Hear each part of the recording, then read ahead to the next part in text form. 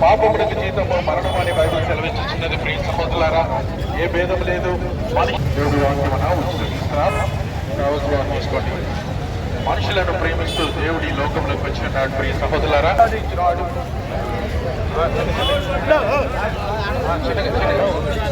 పాపం విడిచిపెట్టి పశ్చాత్తాపడి ప్రభువైన యేసు క్రీస్తునందు విశ్వాసం అడుగుతున్నాడు.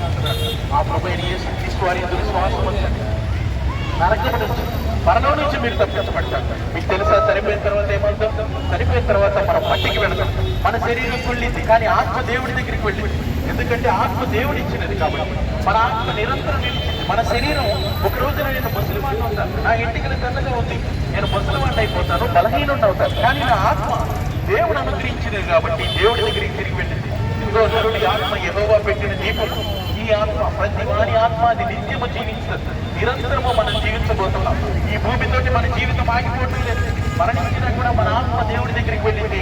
ప్రతి వాడు దేవుడి ఎదుట నిలబడి వారి ఆత్మ దేవుడికి జవాబు చెప్పాలి. ఆ రోజున మీకు జవాబు చెప్పాలి అంటే మీ తరపున న్యాయవాది, ఉత్తరవాది యేసుక్రీస్తు వారు, మిమ్మల్ని విడిపించేవాడు యేసుక్రీస్తు వారు, మిమ్మల్ని విడిపించేవాడు, మిమ్మల్ని పాపము నుంచి రక్షించేవాడు యేసుక్రీస్తు వారు. ఆయన ఇందుకు విశ్వసించండి. దయచేసి పాపము విడిచిపెట్టి రక్షించబడిన ప్రియ సహోదరులారా, త్రాగుని విడిచిపెట్టి రక్షించబడాలని మాటలు తెలియజేసినాం. యేసుక్రీస్తునందు ఎవరైతే విశ్వాసం ఉంచుతారో వారు నిత్య నరకాగ్ని నుంచి విడిపించబడతారు. ఆయనే నిజమైన దేవుడు, ఆయనే లోకరక్షకుడు అయినాడు. పైన ఆకాశ సంబంధమైన భూమి అందైన మనుషులు రక్షణ పొందినట్లు ఏ నామం అనుగ్రహించబడలేదు. మిమ్మల్ని నన్ను రక్షించటకు దేవాది దేవుడు మానవుడిగా వచ్చాడు. ఆయన యందు విశ్వసించండి. ఆ ప్రభువైన యేసుక్రీస్తు వారి యందు విశ్వాసం వచ్చి మీరు రక్షించబడవలసిందిగా ఈ మాటలు మీకు చెప్తున్నాం. మీ దేవుని యొక్క సత్యములు ప్రియ సహోదరులారా, దేవాది దేవుడు యేసుక్రీస్తు వారు ఆయన మరణం నుంచి తిరిగి లేచిన వాడు, మృత్యుంజయుడు. ఆయన మరలా మనుషులకు రాబోతున్నాడు, తీర్పునివ్వబోతున్నాడు. ఆ తీర్పు నుంచి రక్షించబడాలంటే యేసుక్రీస్తు వారు ఆయన ద్వారానే మీరు రక్షించబడేది. ఆయన మరలా మధ్యాకాశంలో ప్రతి వారిని తీర్చుటకు రాబోతున్నాడు. ప్రియ సహోదరులారా, ప్రతి వారికి తీర్పు తీర్చుటకు ఆ రోజున ఏ మనుషుడు తప్పించుకోలేదు. ఆ రోజున ఏ మనుషుడు కూడా దేవుడి నుంచి తప్పించుకోలేడు. ఈ రోజే దేవుడితోటి సమాధాన పడండి. ప్రభువైన యేసుక్రీస్తు దగ్గరికి వెళ్ళండి, సమాధాన పడండి. దేవుడు మిమ్మల్ని కనికరించడానికి సిద్ధంగా ఉన్నాడు. ఆ రోజున మీరు దేవుడి ఎదుట సమాధాన పడండి. ఈ రోజే దేవుడితో సమాధాన పడి మీ పాపములకు జీవించాలని ఈ మాటలు మీకు తెలియజేస్తున్నాం. దేవుడి యొక్క రక్షణ ప్రియ సహోదరులారా, ప్రార్థన కావాలంటే యేసుక్రీస్తునందు విశ్వాసం వచ్చిన వాడు రక్షించబడతాడు. వాడు నిత్యమైన తీర్పు నుంచి, ఉగ్రత నుంచి రక్షించబడతాడని బైబిల్ సెలవిస్తున్నది. తీర్పు నుంచి మీరు రక్షించబడాలంటే మార్గం యేసుక్రీస్తు వారు. ఆయన యందు విశ్వాసం ఉంచండి. దేవా, నేను పాపిని, నన్ను కరుణించాను. వాటికి దేవుడు మేలు చేయడానికి సిద్ధంగా ఉన్నాడు. దేవుడు మీకు మేలు చేస్తాడు. దేవుడు మిమ్మల్ని కరుణిస్తాడు, మీకు కటాక్షిస్తాడు. ఆయన సహాయం చేసే దేవుడిని వాక్యం చెప్పుచున్నది. ఈ లోకంలో ఆస్తిపాస్తులు సంపాదించుకున్నారు, ధనగుణాలు సంపాదించుకోలేకపోతున్నాము. ఆలోచించండి, అన్యాయముగా సంపాదించిన సొమ్ము దేవుడి ఎదుట ఒక రోజున మనల్ని శిక్షకు గురి చేస్తారు. అన్యాయముగా మనుషులు సంపాదించిన ప్రతిదీ కూడా దేవుడి ఎదుట మనం లెక్క చెప్పవలసి ఉంది. దేవుడి ఎదుట మనం తీర్పు చెప్పవలసి ఉన్నది. మనలో ఎవరు కూడా తప్పించుకోలేరు ప్రియ సహోదరులారా. అందుకే దేవుడు మనల్ని ప్రేమించి ఒక అవకాశం ఇచ్చినాడు. దేవుడి లోకమును ప్రేమించి తన ప్రియ కుమారుడైన క్రీస్తు యేసుని మన కొరకు అనుగ్రహించి ఉన్నాడని బైబిల్ సెలవిస్తున్నది. దేవుడు మనుషులను ప్రేమించి వారిని నిత్య నరకాగ్ని నుంచి, రాబో నరకము నుంచి దేవుడు వారిని రక్షించదలిచి ఉన్నాడు. ప్రియ సహోదరులారా, భారం మోసుకొచ్చిన సమస్త జనులారు ఆ ప్రభువైన యేసుక్రీస్తు వారి దగ్గరికి బైబిల్ సెలవిస్తున్నది. దేవుని యొక్క సత్యం ప్రియ సహోదరులారా, దేవుని యొక్క వాక్యమును మీకు తెలియజేసిన దయచేసి పాపమును విడిచిపెట్టి పశ్చాత్తాపడండి. పాపమును, మోసమును, అసత్యమును విడిచిపెట్టి త్రాగుబోతుతనమును, తిరుగుబోతుతనమును, వ్యభిచారమును, దొంగతనమును, ప్రతి విధమైన పాపమును మనుషులు విడిచిపెట్టి పశ్చాత్తాపడండి. చూసారా, ఊళ్ళల్లో ఎదుటివాడి స్థలాన్ని, ఇళ్ళని దోచుకోవాలని చూస్తారు.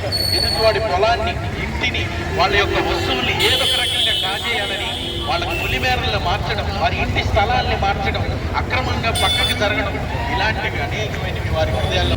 మనం ఆడిన అబద్ధాలు, మనం చేసిన మోసాలు అనేకమైనవి. మనం చెప్పుకోవచ్చు మన నీతిమంతులు మంచివాళ్ళమని, కానీ మనం అబద్ధమాడితే నీతిమంతులు ఎలాగవుతాం? మనం మోసం బాధించడానికి లోకమంతా భ్రష్టత్వానికి వెళ్ళి ఉన్నదని బైబిల్ సెలవిస్తున్నది. ఈ భ్రష్టత్వం నుంచి, ఈ లోకంలో ఉన్న పాపాన్ని నుంచి విడిపించడానికి యేసుక్రీస్తు వారు నీ గురించి, నా గురించి ఒక మానవుడిగా వచ్చాడు. ఆయన శిలువలో మరణించాడు, మరణం నుంచి తిరిగి లేచాడు. ఆయన యందు విశ్వసించాడు. ఆ ప్రభువైన యేసుక్రీస్తు వారి యందు నమ్మిక ఉంచి నిత్య నరకాగ్ని నుంచి మీరు రక్షించబడాలని మాటలు మీరు చెప్తున్నాం. ప్రియ మనిషి హృదయాన్ని బట్టి చూసినప్పుడు ప్రతి వాడు సమానముగా మరణిస్తున్నాడు. ఆ మరణం నుంచి మీరు రక్షించబడాలంటే మార్గం యేసుక్రీస్తు వారు. ఆ మార్గం యేసుక్రీస్తు వారు. ఆయన ఎందుకు రక్షించండి, పాపాన్ని విడిచిపెట్టండి, సాగుని విడిచిపెట్టండి. చూడండి, చాలా మంది అనుకుంటారు సాగుని విడిచిపెట్టచ్చు, నేను సాగుని విడిచిపెట్టలేకపోతున్నానని చాలా మంది అనుకుంటారు. మద్యానికి చాలా మంది బానిసలుగా ఉన్నారు. ఈ రోజు 1000 రూపాయలు పని చేస్తే అందులో 100 రూపాయలు తాగుదాం అనుకొని పూర్తిగా 1000 రూపాయలు తాగేసి ఇంటికి కూడా ఏమీ తీసుకెళ్లకుండా పూర్తిగా మద్యానికి బానిసలైపోయిన వ్యక్తులు చాలా మంది ఉన్నారు.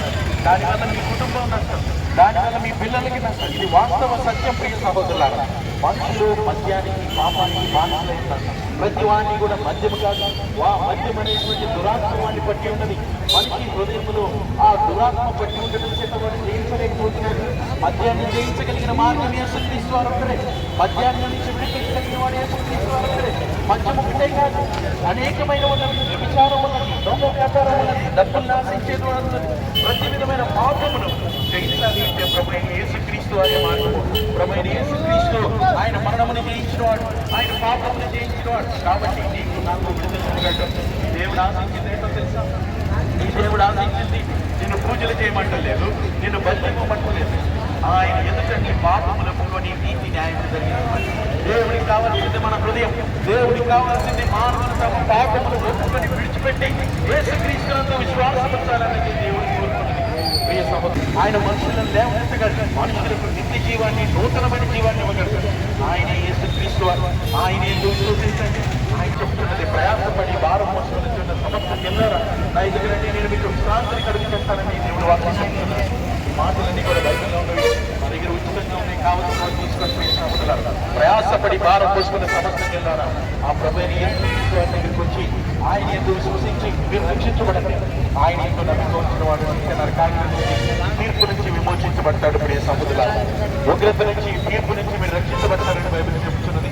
అందుకే ఈ మాట, దయచేసి త్రాగుడును విడిచిపెట్టండి, దొంగ వ్యాపారములను, గుట్కాలను, ఖైనీలను. చాలా మంది వీటికి బానిసలుగా ఉన్నారు. గుట్కాలు, ఖైనీలు, త్రాగుడు, వీటన్నిటికీ మనుషులు బానిసలుగా ఉండి పాపమును జయించలేక నాశనం అవుతున్నాం.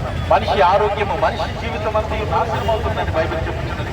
ఈ జీవితమును దేవుడిచ్చి ఉన్నాడు. ప్రతి వానికి దేవుడు జీవితాన్ని ఇచ్చాడు. ప్రతి వారిని రక్షించేది ఆయన. నీ పాపముల శిలువలో మరణించాడు. ప్రియ సహోదరులారా, ఆయన ఎందుకు విశ్వసించండి. ఆ ప్రభువైన యేసుక్రీస్తు వారి యందు విశ్వాసం వచ్చి రక్షించబడవలసిందిగా ఈ మాటలు మీకు తెలియజేస్తున్నాం. నిత్య తీర్పు నుంచి, ఉగ్రత నుంచి మీరు రక్షించబడాలా? యేసుక్రీస్తు వారి మార్గం. ఆయన